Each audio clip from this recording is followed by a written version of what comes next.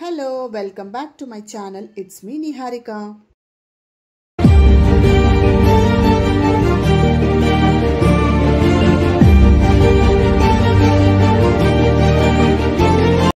గోవాలో డెల్టన్ Jack క్యాసినోకి night వెళ్ళి ఇంటికి వచ్చేసరికి 1:30 అయ్యింది.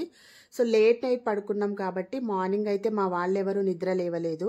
మేము ఎంత నైట్ పడుకున్నా కూడా కొంచెం 6:30కి అంతా మెలకు వచ్చేస్తుంది. సో వాళ్ళని డిస్టర్బ్ చేయడం ఎందుకు అని నేను, మా బాబు, మా హస్బెండ్ ముగ్గురం కలిసి ఇట్లా వాకింగ్కి వచ్చాము. అలా వాకింగ్ చేస్తూ వెళ్తుంటే రోడ్డు పక్కన ఎక్కడ చూసినా ఒక్కటే రేగిపళ్ళ స్మెల్. అటుపక్క ఇటుపక్క మొత్తం రేగిపళ్ళ చెట్లే ఉన్నాయి. అసలు వాటిని ఎవరు తెంపుకున్నట్టు కూడా లేరు. అదే మా ఇంటి సైడ్ అయితే ఎప్పుడో తెంపుకునే వాళ్ళం, వాటిని ఇంతసేపు ఉంచే వాళ్ళం కూడా కాదు. మార్నింగ్ 7 అయినా కూడా రోడ్డు పైన అసలు జనాలే లేరు. మేముంటున్న ప్లేస్కి ఆల్మోస్ట్ ఒక 2 కిలోమీటర్స్ దాకా అయితే వాకింగ్ చేసాం. మేముంటున్న ప్లేస్ అంతా కూడా ఎక్కువగా విల్లాస్ ఉన్నాయి. మేబీ టూరిస్టులు ఎక్కువగా ఇక్కడే ఉండొచ్చు అనుకుంటాను. ఇక్కడ కార్లే కాదు, స్కూటీలు కూడా రెంట్కి ఇస్తారు. స్కూటీ రెంట్కి తీసుకున్నా కూడా సేమ్ ప్రాసెసే, కంపల్సరీ డ్రైవింగ్ లైసెన్స్ ఉండాలి. ఇక్కడ కుకింగ్ అది మేమే చేసుకుంటున్నాం కాబట్టి వెజిటేబుల్స్ అయిపోయాయి. పక్కన వెజిటేబుల్స్ అమ్ముతున్నారని అక్కడ మాకు ఏదైతే అవసరమో ఆ వెజిటేబుల్స్ తీసుకున్నాం. ఇంకా సోప్స్, షాంపూలు అయిపోయాయి, అవి కూడా తీసుకున్నాం. అలాగే పాలు తీసుకొని మళ్ళీ నడుచుకుంటూ మా విల్లా వైపు అయితే వెళ్తున్నాం. ఇక్కడ ఎక్కడ చూసినా, ఎవరింట్లో చూసినా కూడా మెయిన్గా ఈ కాగితం పూల చెట్లే కనిపించాయి. ఇంతకుముందు మేము గోవా వచ్చినప్పుడు నార్త్ గోవాలో ఒక హోటల్లో రూమ్ తీసుకున్నాం. ఈసారి అలా కాకుండా సౌత్ గోవాలో విల్లా తీసుకున్నాం. అంటే కుకింగ్ అది మనమే చేసుకోవచ్చని.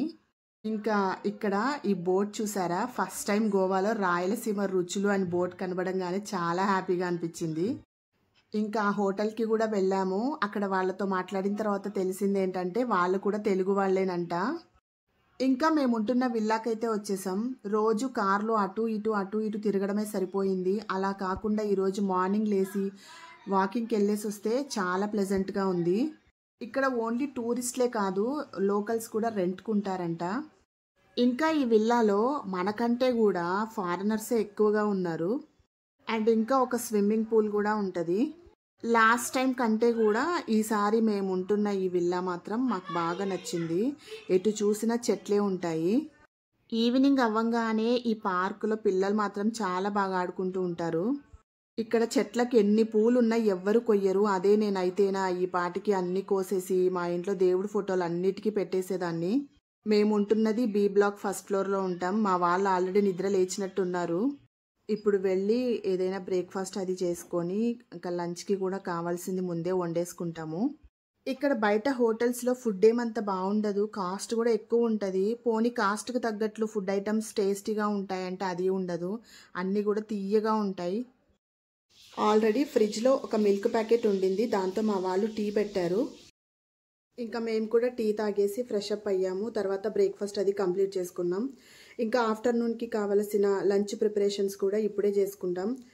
లేకపోతే బయటికి వెళ్ళేసి వచ్చి మళ్ళీ ఆ టైంలో వండుకోవాలంటే కొంచెం ఇబ్బందిగా అనిపిస్తుంది కదా. తర్వాత మేము దగ్గరలో క్యాండోలిం బీచ్ ఉండింది. ఆ క్యాండోలిం బీచ్లో మా పిల్లలు చాలా వాటర్ రైడ్స్ చేశారు. అదంతా కూడా నేను ఒక షార్ట్ వీడియో అయితే పోస్ట్ చేస్తాను. వీడియో నచ్చితే please like and subscribe. Thank you for watching.